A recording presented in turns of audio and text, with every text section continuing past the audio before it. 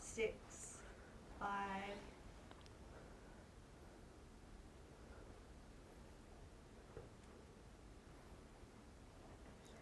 Welcome back, snacks. This is Bite Club, the tastiest talk show around. I'm your host, Selena, and today we're diving headfirst into the delicious world of snacks. I hope you're hungry. On the show, we've talked about our childhood favourites, our pantry staples, and our most controversial food combinations. Yes, I will defend mayo on toast until the day that I die. But today we're going international. You're watching Bite Club, and snack time starts right now. So, we all know the Aussie classics. Vegemite, fairy bread, shapes, Vegemite shapes even. But snacks aren't just a local obsession. They go worldwide. From Japan's iconic Pocky to whatever beige stuff they're eating in the UK. Every country has its own go-to snack. But before we get into things, I think it's only fair that I get to have my own favourite snack with me. Kyra and I took to the supermarket yesterday to find the right one. Let's check it out. So, Kyra and I have been sent out to buy some snacks for the show, so let's get snacking. Quick!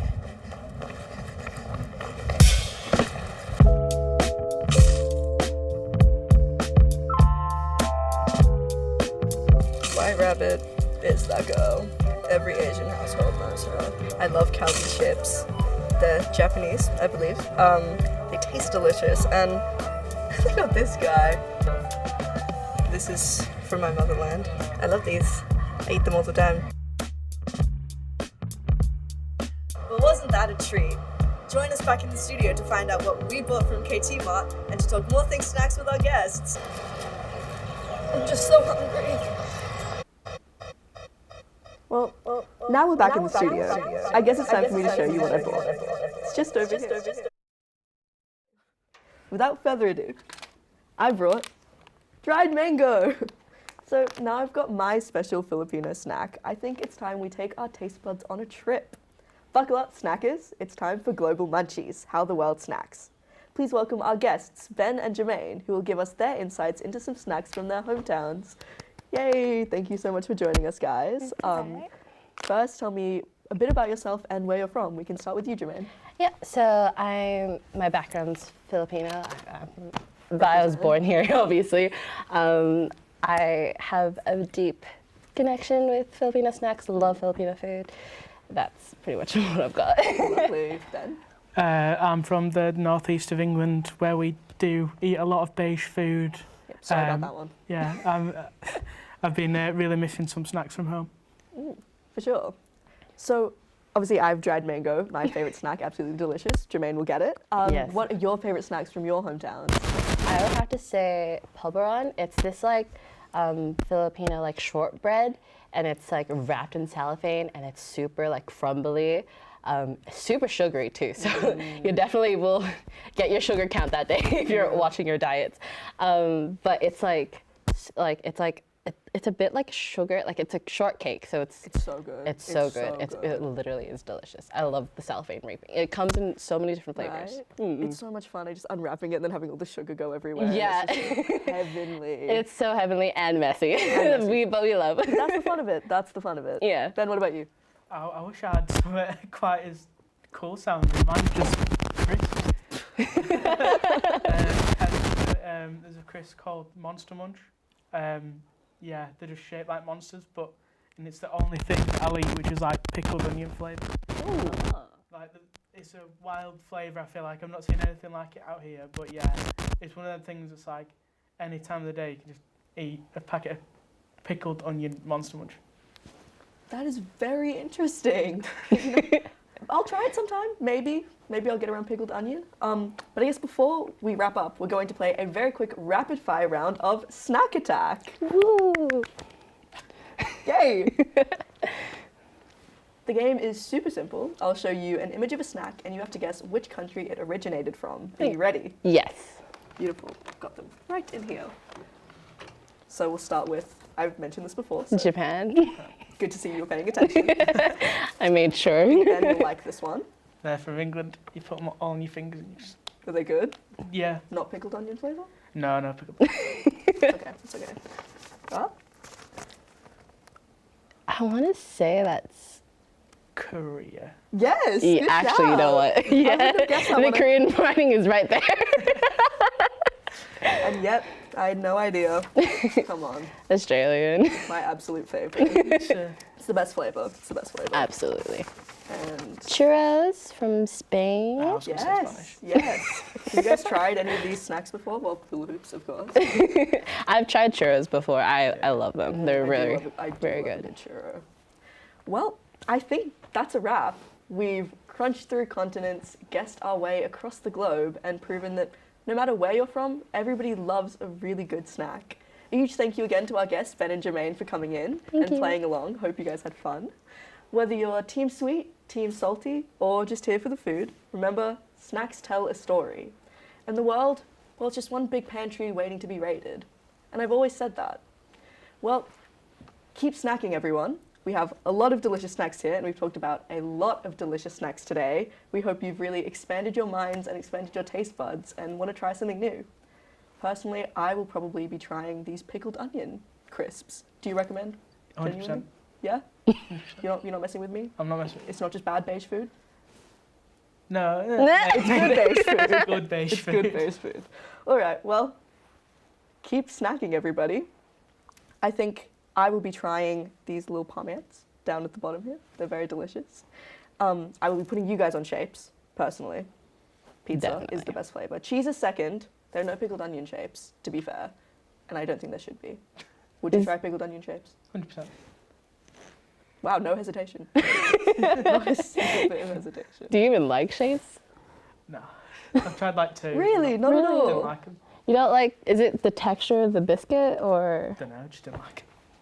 Wow, okay. Well, what happens in Bite Club gets eaten. We hope you enjoyed today's episode, and we'll see you next time. Thanks for joining us. Bye-bye.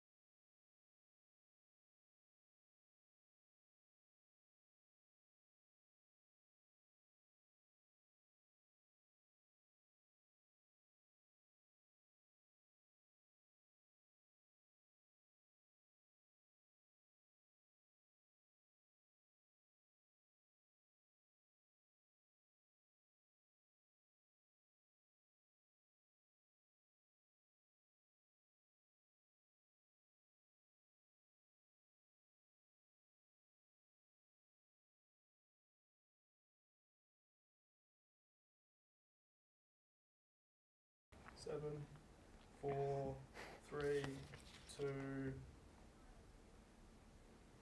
Hey everyone, welcome to Y2K. For those that are new to the show,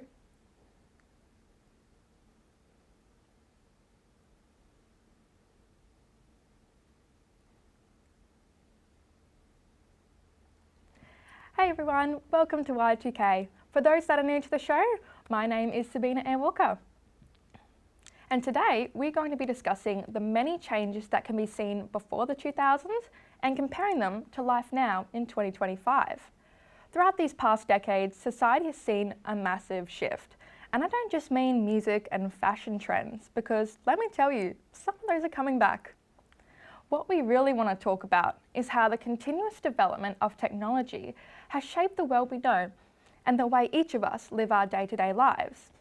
Today, we have access to so much at the drop of a hat, and we think it's important to look back at a time when this wasn't always the case. So if we were to look at some of the most significant differences between now and then, ways of communication would definitely be at the forefront, particularly as before the 2000s, technology was just starting to progress, allowing the public to have landlines, pagers, and early cell phones. But if we were to think of even more traditional forms, writing letters and sending them in the mail was considered the primary method of communication, especially during the 20th century. And while they were all quite useful for the time, they greatly lacked the capacity to be instantaneous and convenient, which is what can be seen today. For example, current phones are built on the ability to have a multi-purpose use, a combination of many different things all in one device. As we know communication-wise, it not only allows you to make calls, but also to interact through texting and FaceTime, which for people in previous years would have seemed to be something unimaginable. My mum, for instance, said it was an amazing step for digital communication and ultimately changed the way you were able to interact. As well as this, of course, comes media and entertainment, such as built-in cameras to take photos and videos, streaming services, and social media platforms. Things I definitely like to use, and to be fair, is normally the reason why my storage is always full. Anyway, now that we know a bit about these differences of modern versus traditional, wouldn't it be cool if we could see what some advantages and disadvantages would look like? Oh, wait a minute, I think I'm getting a call. Hello?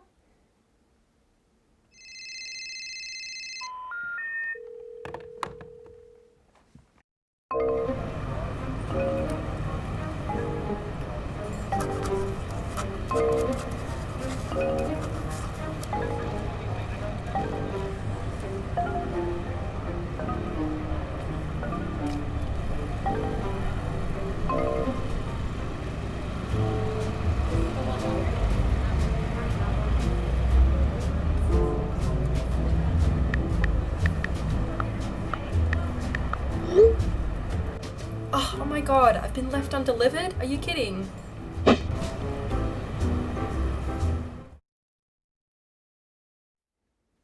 It's safe to say that we are definitely living in a digital age, and unfortunately are moving further away from traditional ways of living. So to talk more about this, I am joined by two wonderful guests to share their personal opinions and to think about life and what it would have been like before. So without further ado, please welcome Austin. Hello. And Zoe. Hey. All right, so let's jump right in. First of all, thank you so much for being here today. It's great to have you guys. How are you feeling? Yeah, pretty good. Feeling good? That's good. So let's jump right in. So as fellow Gen Zs, do you think that technology has allowed us to become closer, or has it kind of caused us to disconnect from each other? Not a helpful answer, but I think it's kind of a mix. Yeah. I think in terms of person-to-person communication in like the real world, so to speak, it has harmed it a bit because we do less of it. Like we just text or just look at our phones and scroll through social media, particularly in like sort of classes and that, you don't really talk to your peers as much. So I think it's definitely somewhat harmed our social skills. That's very true. Yeah. I agree with Zoe as well.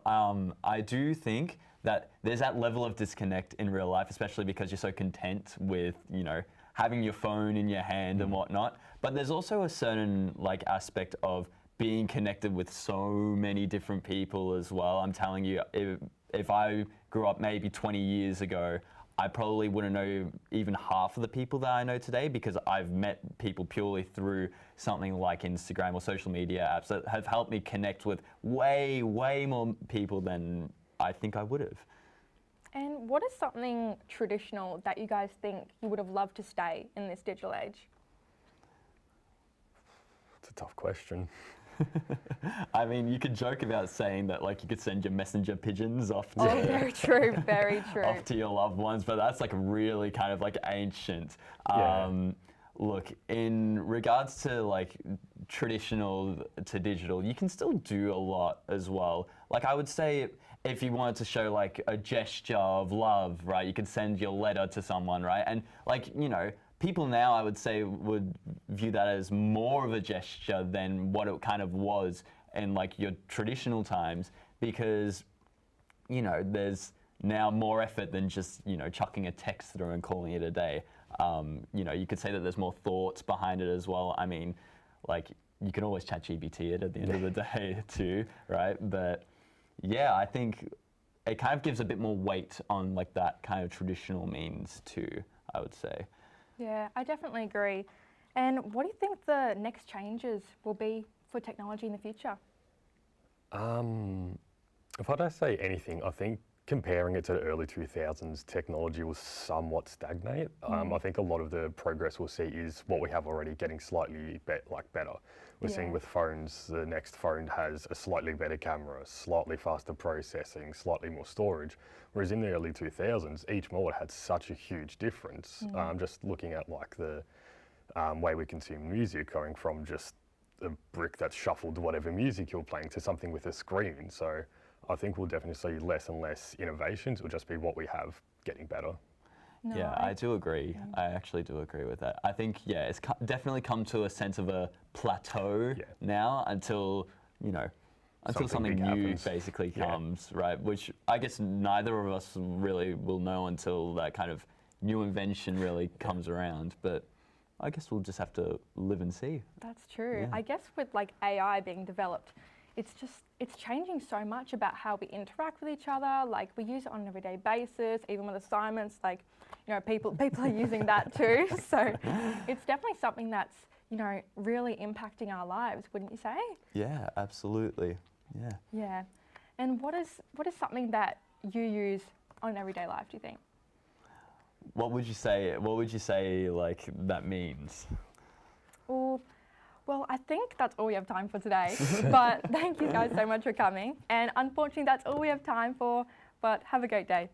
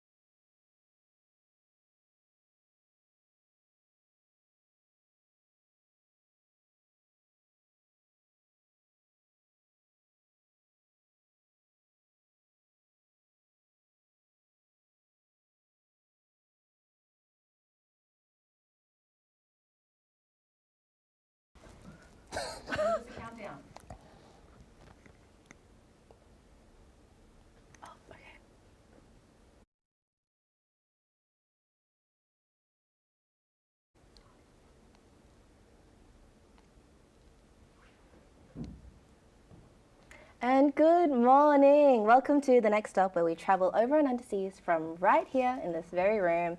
I am your host, Marilu. Please welcome my traveling guests and friends for this week's episode, Vanya and Raf. Hi, Maddie. Hello. So our show is all about the unofficial wonders of the everyday people. And if you can, please introduce yourselves and where you went. Yep. Hi guys, my name's Vanya. I traveled to India this time and every other time I've sat on a plane. So hopefully I'll get to go to other places in the future, but we'll see about that. Yeah, cool. I'm Raf. I just came back from a 17-day holiday in Japan. I came back yesterday. Not as jet lagged as I thought, but it was a very good time. I very much enjoyed it.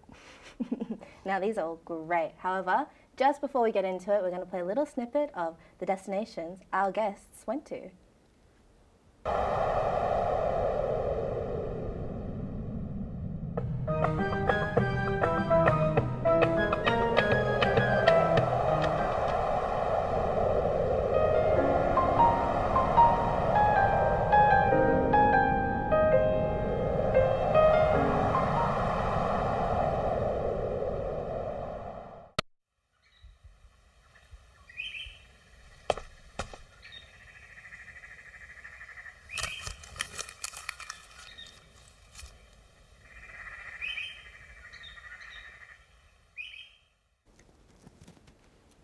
You know, actually, I was surprised you could even make it to the show because you came back like yesterday. I wasn't too jet lagged, to be honest, because when I left, it's only like a 1 hour difference in Japan. And I left. Yeah, I remember that, yeah. Yeah, I left at like 9 p.m. and I slept on the plane for like 6 hours and I woke up and it was already the morning at Cairns. So. And then you got back here. Yeah, it wasn't too bad. And then it was bad. Yeah, so it's fine. Yeah, I got to do some stuff. So then, yeah. now that you're back, how do you feel? Do you feel refreshed? Do you feel enlightened? Feel upset? I'm so upset. Japan has one of the nicest transport systems, and Melbourne transport system. I had to take the train to come back here, and it was just. Oh, poor you. It was very I'm so sad. sorry. And but I did come back with a lot of new admirations. I want a Japanese bathroom.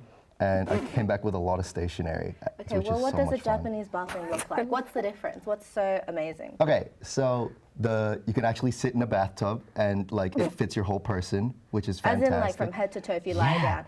It is amazing. No, actually, this is a valid point. I cannot emphasize this enough. After the age of like 7, Yeah. you can't lie down in a bathtub anymore. Yeah, exactly. It's actually kind of bad. So it's so nice. And Maybe then, you guys are just too tall. wait, can you fit in your bath? You're the same height. I haven't been in my bathtub in years. But I implore you to give it a try and come back to me with that because I assure you you're not going to be fully inside that bathtub. In Japan, I took baths all the time. It was so nice.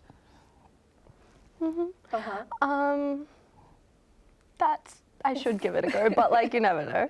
Yeah. I would not wish for an Indian bathroom in my house. That is not something I took away from my trip. You've But been back for a long time. How do you feel? Do you have a favorite place you went to? So I went to this mountain. It was genuinely like I go there every single time I go back to India. Yeah. And it has like this temple on the top of the mountain, and it's probably like the most surreal experiences I've had. I am like. There's a lot of temples in India, right? There is. I went to a lot. This trip was about yeah. different temples in different places. It was probably one of the best trips I've had to India, and I've had, as you know, like I only go to India. So For now. that's for now. I mean, I'll be going to Okay. South Korea in a month, so that's that. That is very But- exciting. That is fun too. Yeah. So yeah, on the trip, and the best thing about the temple on the mountain is the fact that I have to trek like 14 kilometers to get there in the first place. I am not that good at walking, so I took a horse. Oh my god! Yes. You could take a horse up there? I can take a horse up there. It's so cool. Can you take camels up there? No, girl. No, but I remember you like showed me of you on a was it Camel? No, No, an I- elephant. I was was on an an elephant. elephant, but I Yeah. called you while I was on the horse. I called her while I was on the horse. That's pretty dope. It was really There were nice. so many trinkets on it. Oh my god, it was so fun. Yeah, the horses are so pretty. But that was that. And yeah, that's just. What was the takeaway? That it was hard to get there. The view was worth it. Everything starts hurting after like a 3-hour ride on a horse. It's everything. I cannot tell No, I you. know what you mean. Like all the muscles that are around. My legs, yeah. all of my other parts of the body start hurting. It was very Well, bad. you know, at least you had a different mode of transport. Shout out to the toy gates, they're amazing, but I had to walk the entire way. And it was like a 40-minute journey up a mountain, and the view wasn't even that great. Oh, was it? At the very peak of the mountain, it's just a shrine, and there are trees covering, so I can't see outside of it. But no, I think it's pretty great. It looks fantastic on the way up and down. It doesn't feel fantastic on the way up. When you're on the way there. But I was going with a bunch of my hiking friends, so they would pass me and they wouldn't be breaking a sweat. It's like, oh, did you guys go to the top? Oh, that's depressing. Yeah. You're huffing and puffing. And No, I had to take so many breaks. I'm not an endurance guy at all. That's why you take the horse up there. Yeah, I wish. No, but then I everything really else, wish. I guess, both ways, you end Everything up in hurts. pain. Yeah. Everything Oh, hurts. we didn't have horses, but there were a lot of cats around all of the shrines. Can't To ride. No, not to ride. Like no. in Spirited. Maybe some of the What is wild it? boars we saw, but the cats were really, really nice. They added to the scenery. Great for my Yeah. photography. Would you yeah. guys totally recommend going to either places? Yeah. With Yeah? good running shoes, yes. With your running shoes? Yes, Okay. absolutely. No, I think that's a good takeaway. With a mask, Unfortunately, yes, to India. With a mask, yeah? Pollution. Okay, fair enough. Another good takeaway. Yes. Unfortunately, that is all the time that we have for today. Thank you so much for my guests for No, of coming on, course. You're talking about your welcome. experience. It was great to hear about it, and hopefully our audiences have a new place to visit. And that is all. I will catch you next week on The Next Stop.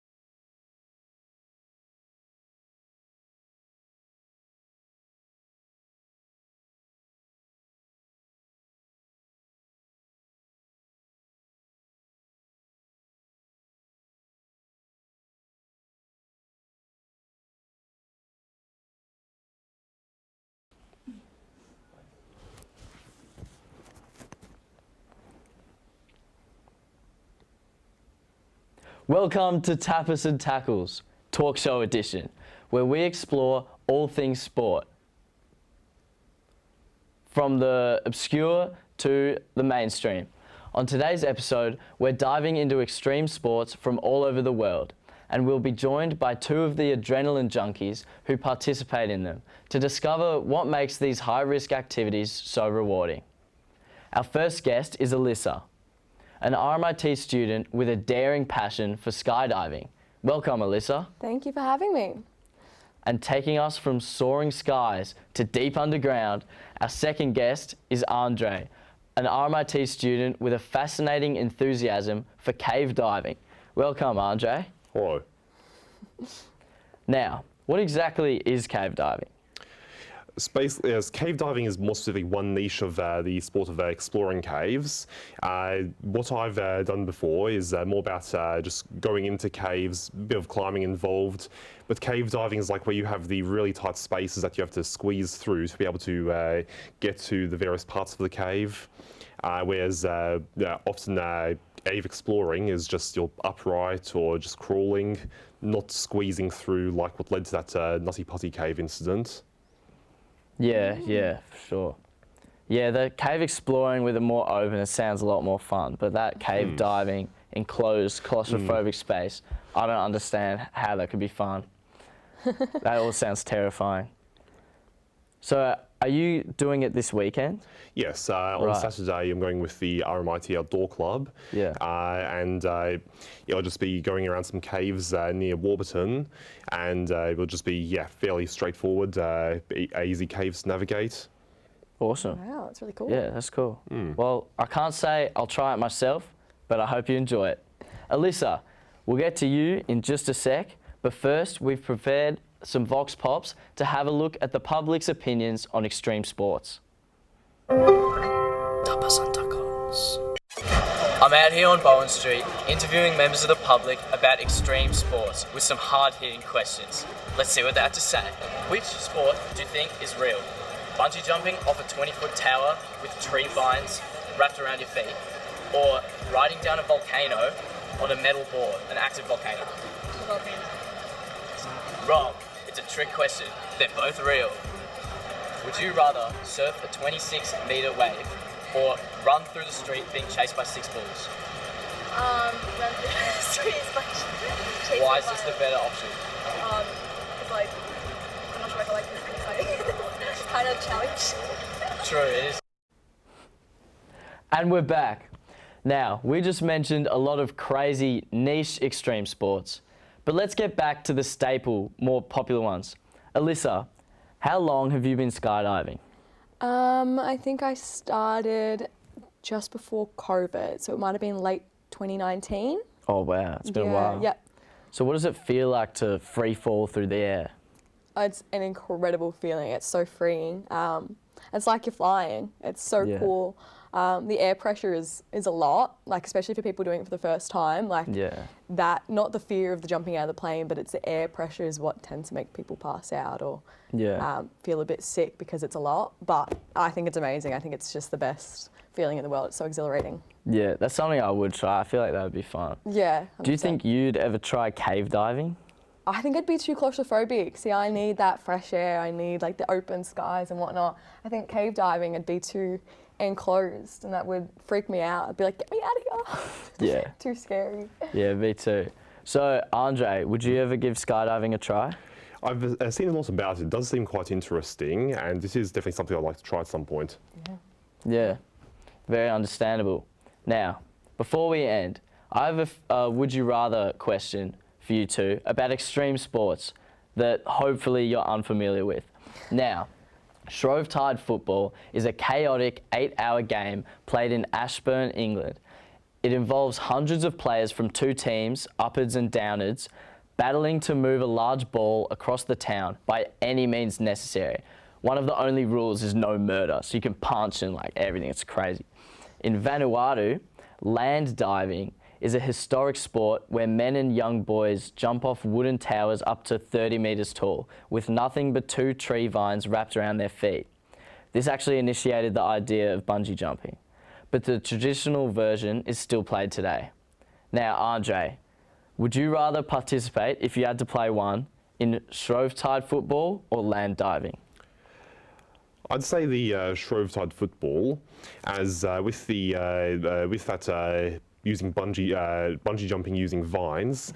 Then if you have a vine that didn't grow particularly well, that's it. Yeah, that's Whereas true. with the Shrovetide football, there's more opportunity to avoid breaking your neck, basically.